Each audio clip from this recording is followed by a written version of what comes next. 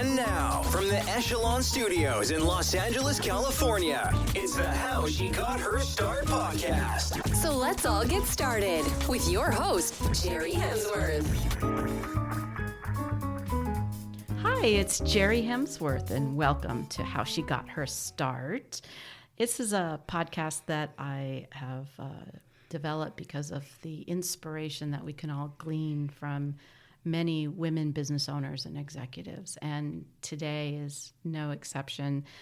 I have Melissa Phillipp-Himes here with me from Phillips & Associate Insurance. How you doing? I'm really good. Yeah? Thanks for having me. It's a Friday, Thank which goodness. is good. We were Yeah. just talking about how we tend to be trashed on the weekends. Well, this weekend will be no exception. Yeah. We overschedule. We completely overschedule.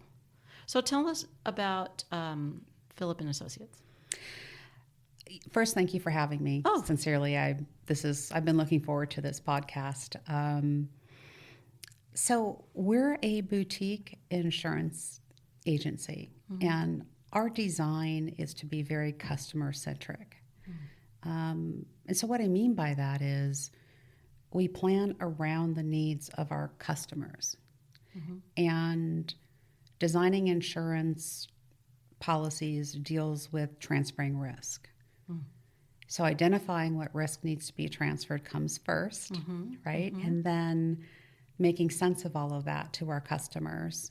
We've learned to be able to talk to our customers where they can understand where the real risk lies and why they might be spending more money in certain areas than others. And then, of course, we focus on continuing those conversations because, as we know, Jerri, life happens and things change. Like fires and... Oh my goodness, yes. So, when I say that we're customer-centric, that's what I mean. It's not, something we say in marketing or just because it sounds like we care. That's our job. That's why people come to us. Yeah. And so we seek out business owners and individuals who are vested in wanting protection, and they understand why they need it, and they're willing to pay for it. That's how we spend our day. And what type of lines do you offer? On the commercial side, which we're about 65-ish% of our day is spent on the commercial side. Our lines are professional liability insurance. And whether you're a lawyer or you're a consultant, you're marketing, advertising, the decisions that we make and the errors perhaps that we make can come back, and people can lose their business. Yeah. Certainly, that would be more of a catastrophic type error or an omission. But really, the genius behind buying the insurance as a professional service provider, we have to continue our business. We have other clients that are going to need our services. We certainly are making money to support family. Yeah. So having insurance is literally a 1-800-HELP-ME.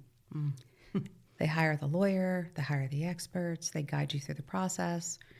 Absolutely, you're a part of the claims process. But what a relief that I can continue on my business knowing that I have a group of professionals that are there to help guide me through a claim. Yes. Yes. And it's a very disruptive time in people's lives. And so we take matching our customers with insurance companies seriously. And we want to make sure that the insurance companies for a professional service provider are vested in their business. And so we partner with carriers who are looking for a lawyer, a marketing ad person, an HR consultant, because we know they're going to do the best job and understand the business model with absolute clarity so they can get to work immediately. That's really, that's interesting because for me, when I think about insurance for my business, marketing and advertising, I don't think about the carriers being specialists, in that way. But obviously, from what you're saying, they are. Oh, sure. So when I buy my agency's errors and omissions insurance, we've transferred over to professional liability insurance, but a lot of us still use the errors and omissions insurance. Sure. You know. The title on the declaration page is Insurance Agents and Brokers Professional Liability Insurance. When I provide a insurance policy providing professional liability insurance to a lawyer, the declaration title is Lawyers Professional Liability Insurance. Oh. Same thing with accountants, same thing with architects. So there are carriers who have developed insurance policies specifically around certain industries. Really? I did not know that. Yeah. So if you fall within one of those industries, it's important to understand that your carrier knows your business. They don't have to get caught up in how you do what you do in order to develop a defense. They're already going to have an idea of what you should be doing. And so it's an immediate connection with a lawyer or a claims adjuster that they know my business. There's a confidence that comes from that. Yeah. And that's really what we're trying to provide at the time of a claim. As insurance brokers, we sit in the middle. You know, so I'm talking to a client who has a risk transfer need, and my job is to go match that risk transfer with the best insurance providers that I have available to me. So that's one of our focal points. And when you say boutique, that truly is the ability for you to customize. Yes. Instead of sitting in a tower in a big company where you can only sell that company's products, this probably allows you to just really have that database. It does. The relationships that insurance professionals have with their insurance carriers, and I'll extend that to also mean a wholesale insurance agency, because there are times that insurance placements can't go direct to an insurance company. We actually need to broker that out. And we very much focus on our relationships because I need to show up when my client needs me. And that's at claim time. You know, I mean, don't get me wrong. We're there at renewal. We're there during, you know, a transformation of a business if you're taking on another office. Yeah. But we're all there doing that. Right. You know, I mean, that's kind of the heartbeat of the agency, is that service, the day-to-day service, right. But at claim time, you know, that's when people are going to say, hey, you know, thanks for having my back. Oh, boy, yeah. Yeah, knock on wood, I've not had to file too many claims in my business history. But when I have, you need somebody holding your hand, because you really just, like you said, you don't know, as the policyholder, you're not quite sure what goes next. Where do I go? What do we do? And that's I know, there's a plane flying over. I don't know if listener can hear that. That has got to be one of the most important parts for me as a policyholder, to have somebody, like you said, that has my back. I think the best compliment that I've had from a customer has been at claim time. And they said, you know, I'm really confident in our planning, and I'm grateful for the conversations and the time you took with me, because I now know what to expect. So I work for that. Yeah. You know, every moment that I'm thinking about a client's needs, I'm really working on making the claim experience less fearful and replacing that with confidence. That's wonderful. Now, do you do personal lines as well? Well, yes, we do. Being in California, personal lines insurance has become newsworthy. And I always said, I'm always the uncool kid at the table, right? No one really wants to hear from their insurance person. And but we do have some really good stories. We really do have some good stories. But never in my 33-year career have I been in a market this uncertain. It's been described as chaotic. tumultuous. You can, whatever word you want to place. I'm telling you, for 33 years being in the industry, never anything like this has happened. And some carriers are handling it differently than others. We're fortunate to be, I believe, in good partnerships with the few carriers that we have. But let's face it, all you have to do is drive down a freeway system in Northern or Southern California, and you can look off into the distance and you're going to see a mountain, or you're going to see a ridge line. So many of us are in designated fire zones. Yeah. And the availability of insurance must be matched with the solvency of the insurer. So we're very aware that an insurance contract is meaningless if the carrier doesn't have the money to pay. Yeah. So they're working on solving those issues. They're working on rate, or for our audience, I'll say premium. They're working on getting their premium pricing corrected to reflect the exposures. But there's more work that needs to be done, and it needs to be done at the insurance commissioner's level. The rules on rate making need to change. And I believe with time that could happen. So what we're really looking at is time. It's not going to be a quick correction. Certainly there are no insurance companies looking to come back into California. Yeah, I was going to say, anybody knocking on the door and anxious to come back? No. So it's a challenging time, certainly, but it's an interesting time because I'm usually the one having to break the news.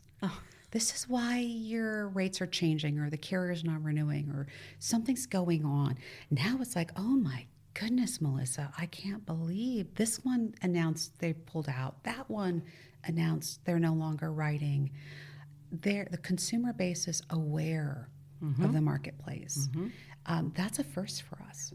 That's how prolific this insurance matter is for property in California. So yes, we write home, renters, personal auto, umbrellas, watercraft, lifestyle insurance policies. Toys. Absolutely.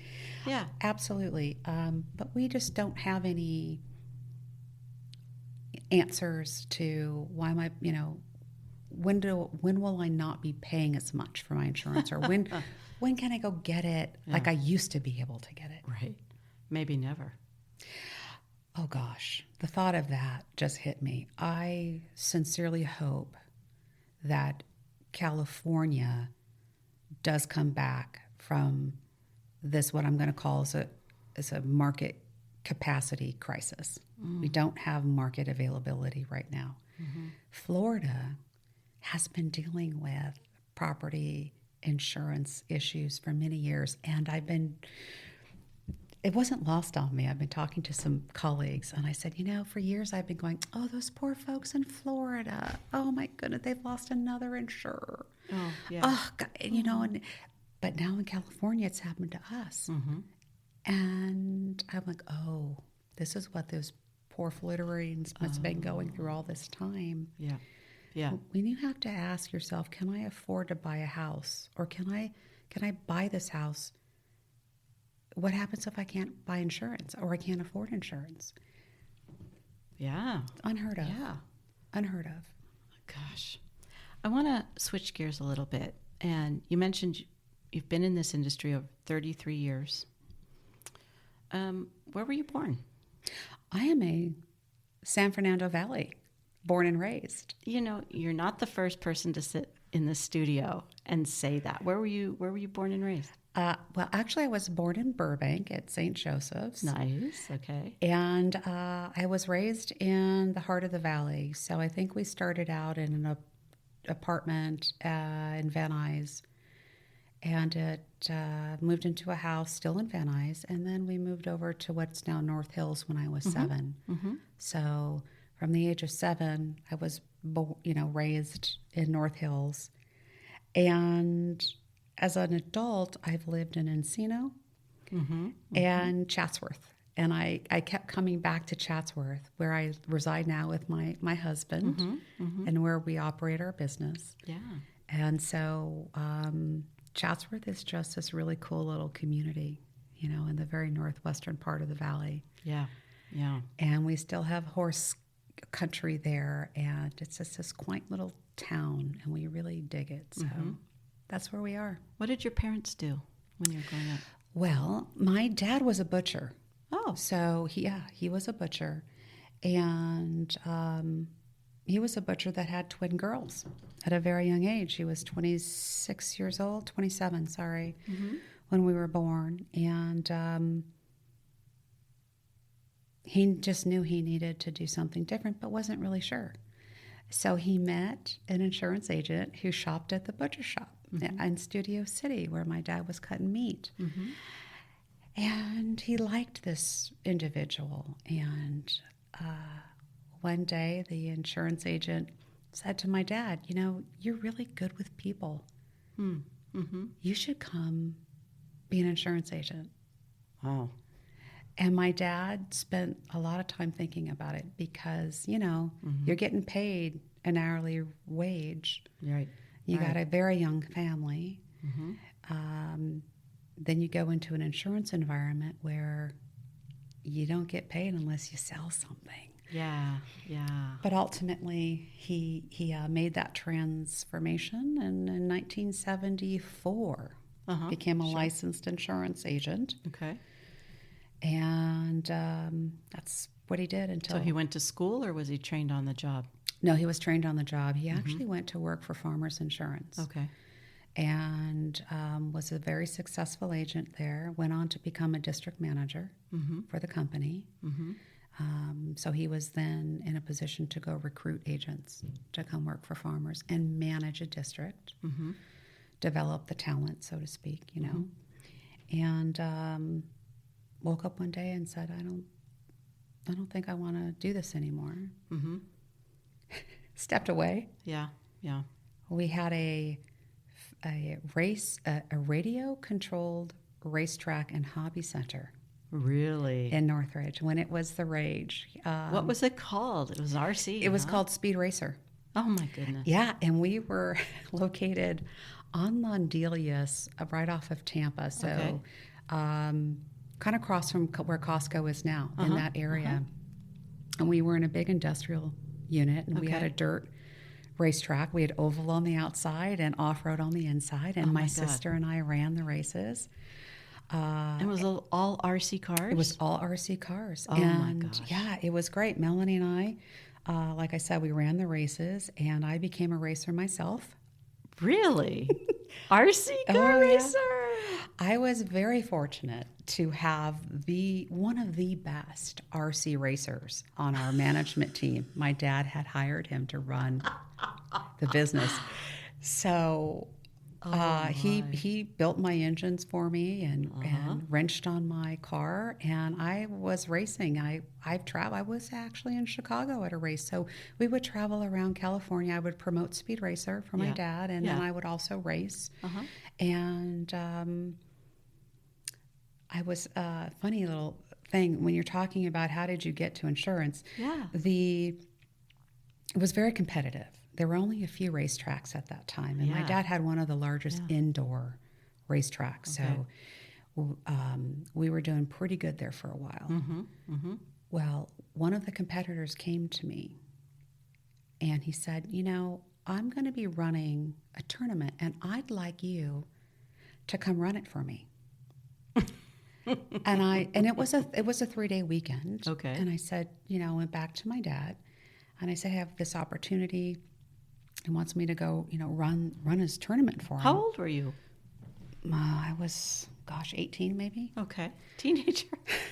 So he said, just don't make it permanent. So I did. I went and did that, and had a great time. The tournament was very successful. How many competitors were there? Oh my gosh, there were over hundreds. Hundreds. Wow. And the fun thing about that time was the radio control car was really at its height. And so everybody loved being there. And it was super competitive, but also people were very supportive. So if your car breaks and you don't have the part, one of your competitors is pulling the part out. Charlie? Yeah. And so you made some really good friends along the way too. It was wonderful. And I'm very competitive. So I enjoyed being top qualifier, and I enjoyed winning. And like I said, was your sister also competitive or no? Well, she is, but she had no interest in driving a radio-controlled race car. So she and I ran the races together for my dad, Friday nights and Saturday nights, and some Sundays. Wow. But after the racing was over, she went home, and I was wrenching, on my car and tweaking. So the unfortunate thing about that business was my dad didn't quite understand the hobby part. You can't make a living charging for racing. Right. You just can't. Right. So the business was very reliant on people buying cars and parts. Well, there's a big mail order component to the business that he just didn't quite understand. Yeah, sure. So we quickly learned that we could not be successful just as a racetrack, and the hobby center was just not busy enough. So that business was closed. Okay. My dad then came back to the insurance business. Okay. Went back to what he knew. What he knew, but instead of going to work for a direct rider carrier like a Farmers, he went independent. Interesting. And that's where I got introduced into insurance. Okay. So you worked with your dad for a while. I did work with my dad for a while. We built his agency, which was White Oak Insurance Services. Okay. Also in Chatsworth. Yes. And, I was young and I wanted to build a business. And my dad and I didn't agree on the direction, and we fought over it. Oh. And it did start to affect our personal relationship. And, my dad and I were very close. My dad passed away in 2005, and so it's been a while now, but he was really one of my best friends. And I didn't like our relationship. You didn't like the way being so close day in, day out, and having differences of direction? Yeah. Yeah, because what happens is it divides you. Yes. And I decided, I think it's time for me to leave. So. About how old were you when that happened? Oh, I was in my early 30s when that happened. So you'd been together a while. We had been together for a while. And I credit my dad for really teaching me the foundation of customer service. His customers loved him. Loved him. And he was big on problem solving. And that was one of the areas we disagreed on, because I work at the front end to avoid a problem. And he was very focused on, the problem's here, let's solve it now. Even working together, we had a very different style and approach. Interesting. So at the end of the day, though, his clients loved him, and that's magic. Yeah. You can't just go get a bunch of people together who like this person for the same reasons, He was very successful. But being young, being stubborn and competitive, I decided that I was going to leave the agency. But wait, how many people were working at White Oak? At that time, there was 15 of us. Wow, that's pretty good size. It was, for the time, a very good sized company. And then you left and went where? I went to work for a very large agency in Santa Monica, who has then since been acquired, because there's been a lot of mergers and acquisitions in my business. So it was an 80-person firm. Oh. And I went inside. Instead of being in sales, I went inside and I was working in the marketing department. Okay. And I had a great experience. However, being in that new big corporate environment, coming from mom and pop, really, small business, I quickly learned that that's not where my passion is. was a dynamic group, very successful, hard chargers, professionals. I learned a lot, but I didn't have a life. And that's where I started thinking about life balance. Yes. Yeah. So I'm on the golf course with my dad one day, and he says, so how you doing? I said, I'm doing good, but I'm not happy. So I'm thinking about making a change. And I'll never forget, I looked back over to the golf cart. He's sitting in the driver's seat. I'm waiting to hit. And he's smoking his cigar. And he looked at me. He has this side glance, Jerry. That'll just break your heart. It was fantastic. He just kind of side glanced over. He goes, well, I think you should come back and do what you do best. He says, people like you, and you're good at selling insurance. Now, when I heard that from my dad, I knew he was right. But the daughter in me felt so validated, because there was a time, and you got to remember, back in 1974, women didn't own business. I'm sure there were, but it was not. Very few. Very few women owned businesses. Yeah, you had to have a cosigner for a loan, or possibly even a credit card at that point. Yes. So this was the environment that my dad was living in. Sure. So for him to recognize that his daughter was really good at what he was doing was just the best validation. And so I had decided that I would give it a second shot. And I had a contract adjustment that was very favorable. So I had learned a thing or two being away, and came Dad, back. But by the way, before we make this permanent, take a gander at my contract. So we came to a quick resolution. I rejoined the firm in 2000 and I want to say mid 2003. The timelines are kind of important. My dad was sick at the time. And in treatment, but we thought we had more time. It turns out we didn't. So I had to transition late in 2003 and help my mom sell the business. And that happened in 2004. And in 2005, I joined another firm. I left the firm that my dad had sold. And I took my clients with me, and I joined a firm. And that firm was 50 people.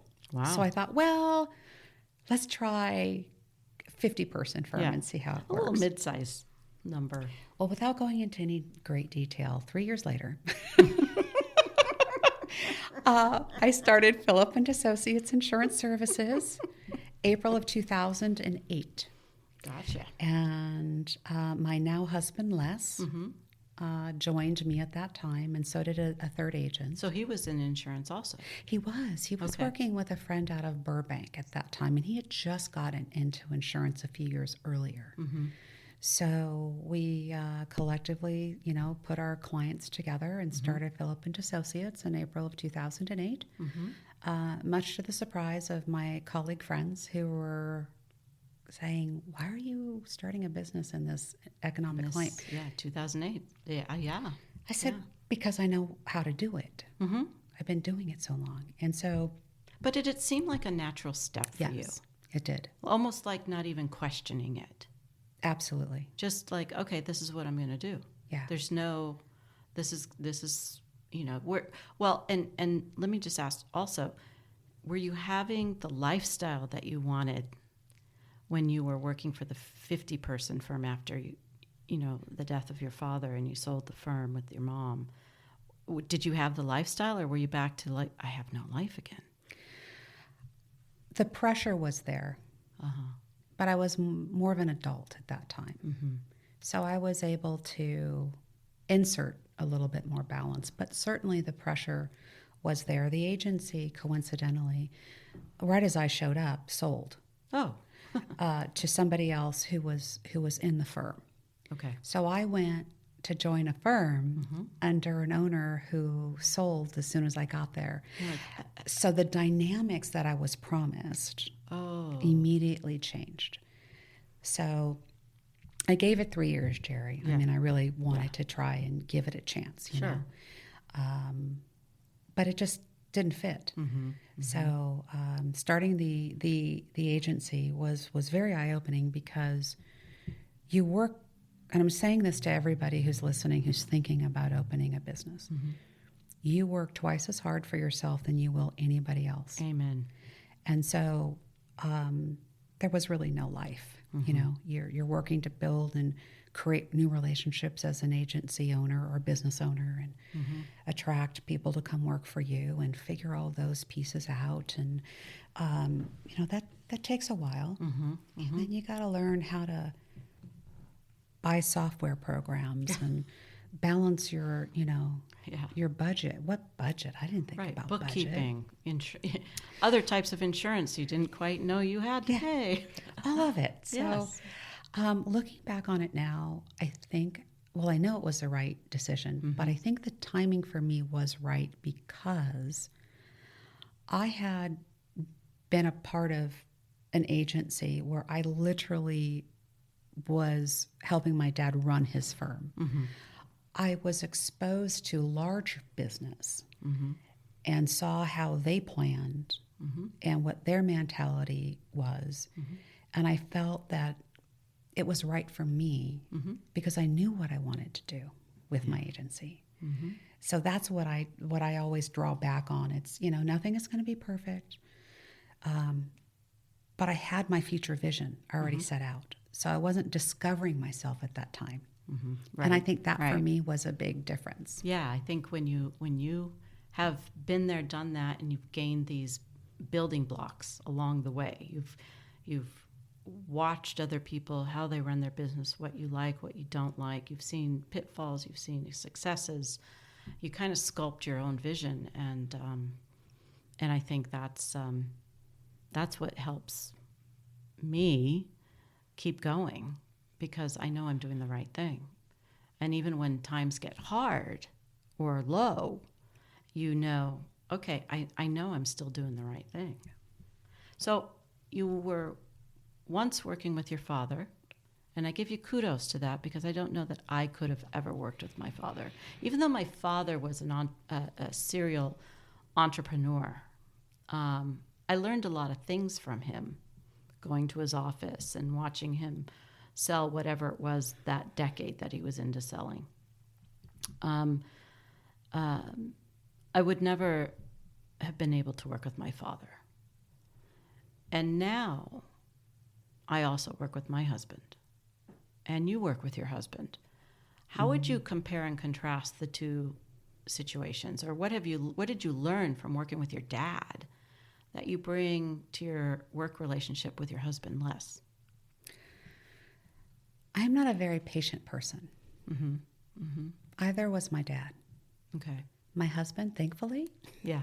is a very patient person, which I think for me is critical. Mm-hmm. Les has the ability to put pause on for me that doesn't make me feel like I'm being oppressed Mm-hmm. or invalidated Or held back. or held back, criticized. Mm-hmm. Mm-hmm. And those are the words that I use to relate to my dad's way, if Yes. you will. Yes. We were always, in a sense, at odds, my dad and I. Mm-hmm. And it wasn't until I returned to his business, having been out, that he started to listen to me. Oh. And it took me leaving Mm-hmm. for him to see what I did bring to the table. Now, don't get me wrong, folks who are listening. Dads are always going to be dads, right? So Yes. it wasn't like it was magical, but there were important things that I wanted to do that he then gave me the reins to explore, because I never promised it was going to work. Let me try this. You know, hey, Dad, let's do that. Les lets me do what, he lets that be. We have very defined roles. I was going to ask you, do you have different lanes? You We stay do. in each other's in your own lanes. Absolutely. He'll probably say, I don't. Pardon me, but your blinker's not on. Stay in your lane. and I wouldn't argue. I really wouldn't. But yeah, we absolutely do have defined roles, which is another reason why I think it works better with Yes. my husband, his personality, and we absolutely have defined roles. And, look, let's face it, living together and working together, it's a challenge. Absolutely.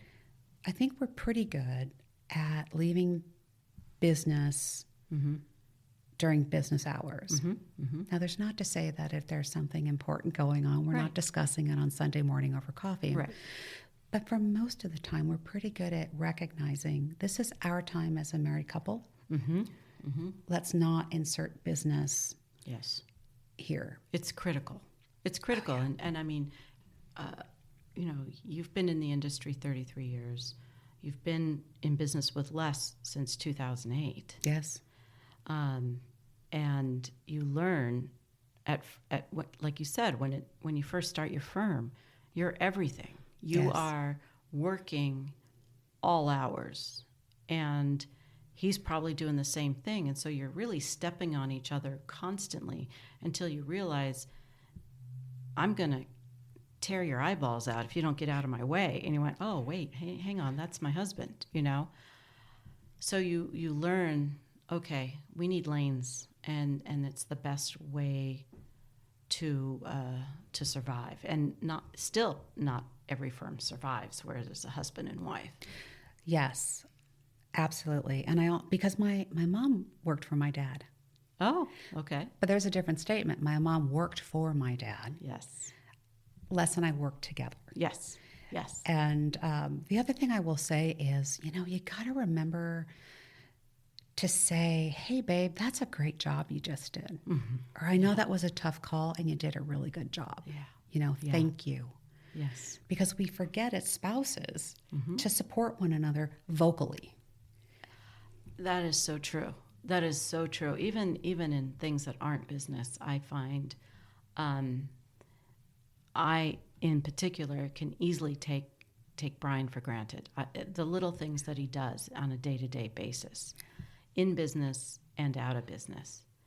And I know as we get older, and me being 50-something, him being 60-something, really becomes more important. Yeah.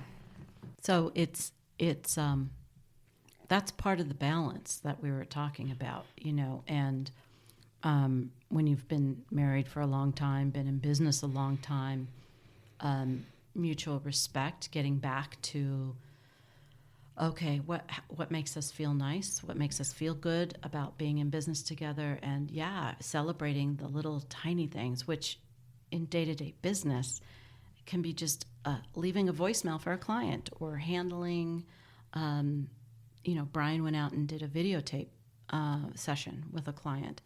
And I was so grateful that he did that and recognizing that.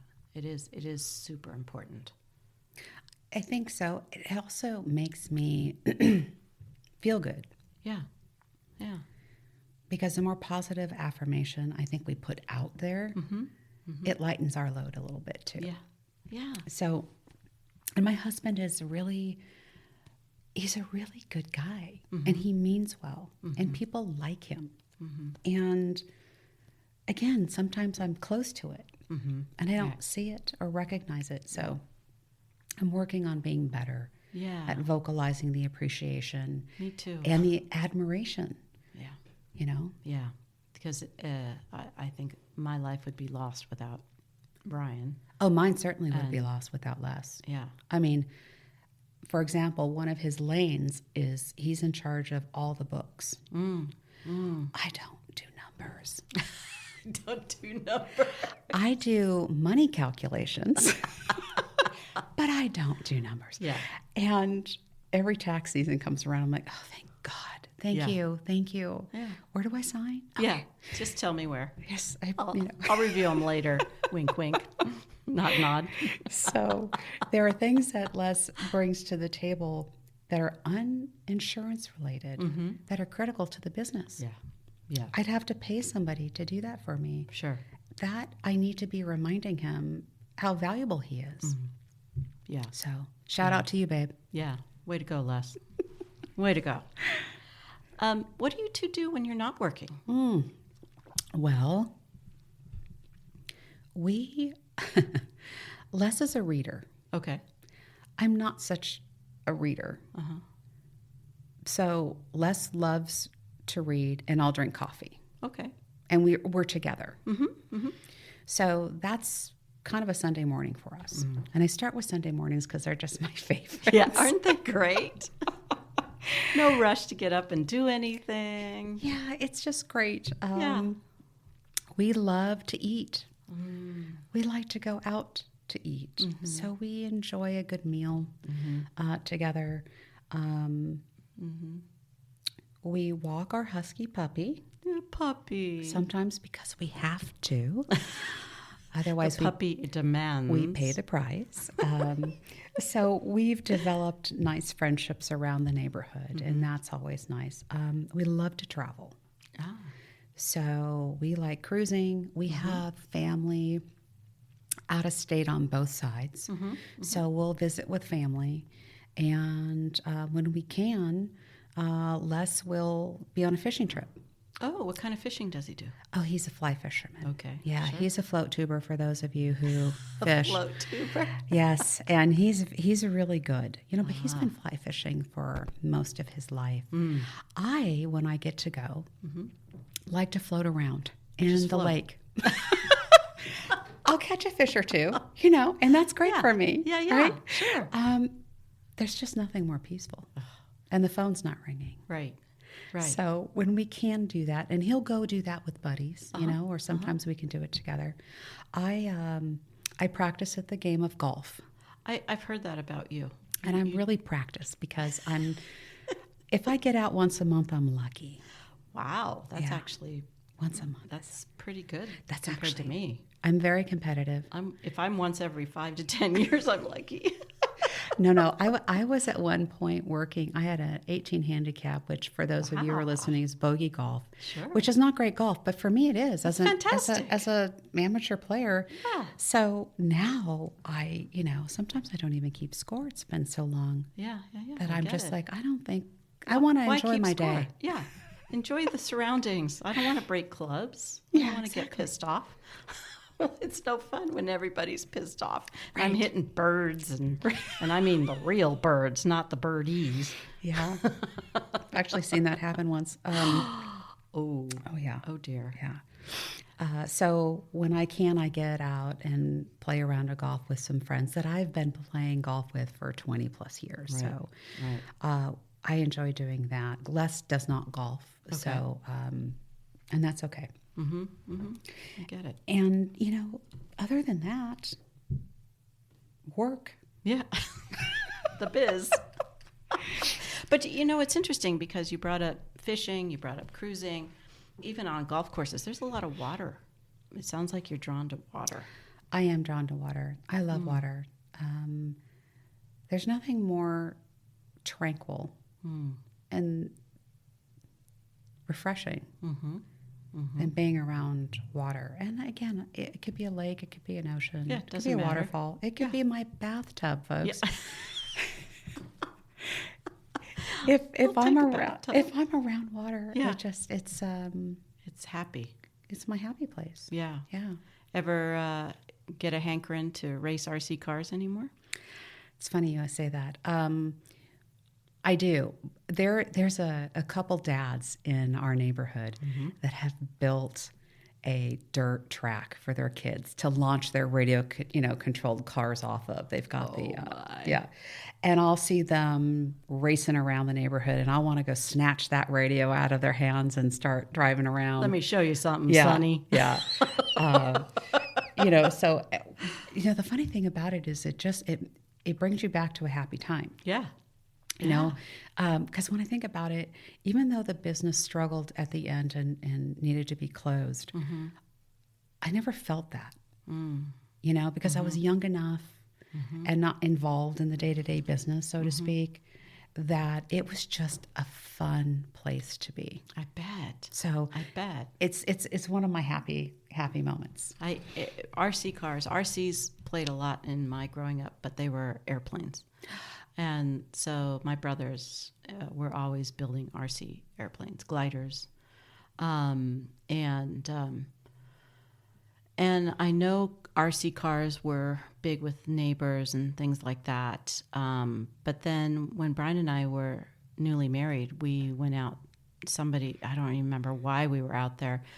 And it was a bunch of people racing RC cars. And we went, oh, this is fun. Let's go get us an RC car. So we invested about $400 at the time, which was pretty high zoot and a lot. Yes. And I think we played with it, maybe 6 months, and then it went up in the shelf in the garage and, collected dust for another 15 years. But boy, it was fun. It was really fun. And I can see how tinkering and tweaking the car to race. I mean, and we were not racers like you, but oh my gosh, I could just see you at a track. I have some magazines that I have saved, just a few, where I'm photographed or there's an article about me. And so I peaked at like 18, guys. But I'll have to tell you, being 18 and being able to just travel around, Southern California, even back out to Illinois for a race. These are great experiences. And I was pretty much the only girl, out there at the time. Yeah, I bet.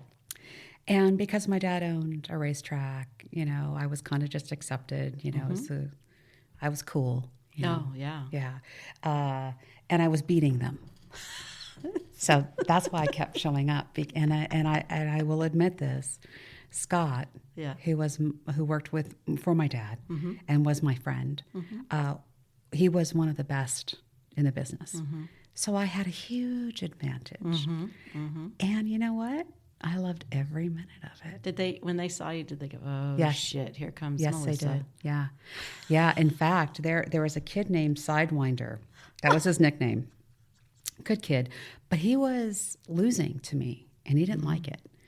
And that was when we were in Illinois, and Sidewinder took me out. Oh, no. And all I could hear was Scott, my buddy and my wrench, if you would, screaming. And all I'm focused on is, it's all right, I'll make the lap up. Okay. I was like, whatever. I'll show this kid. But then he took me out at the finish line, and I couldn't do anything about that. So, that was the only negative experience. Other than that one instance where he just became, I think, so overwhelmed with competitiveness, everybody was really good, And like I said, my greatest joy was being top qualifier. Seeing your name being the first card up there, that's... Did you have a nickname? I did not that I'm aware of. That they told you. Did you want a nickname? I didn't. I just wanted to race. I was really, really into it. And sure. Again, coming back to my competitive spirit. Sure. It was something I was starting to excel at. So it was all about. We have to start a little something. Any RC modelers out there? Scale RC Well, it's interesting because the publisher that Brian and I met at, we published Scale RC Modeler, Scale Ship Modelers. We published a lot of those narrow niche market publications. Yeah. And it was that was an interesting world. So I may have seen you in one of those pictures back then. Small world. I know, right? Melissa, thank you so much for being with me today. This has been great. Well, it's been my pleasure, Jerri. Thank you so much. Thanks so much. You've been listening to the How She Got Her Start podcast, brought to you by Echelon Business Development. More than just networking, way more.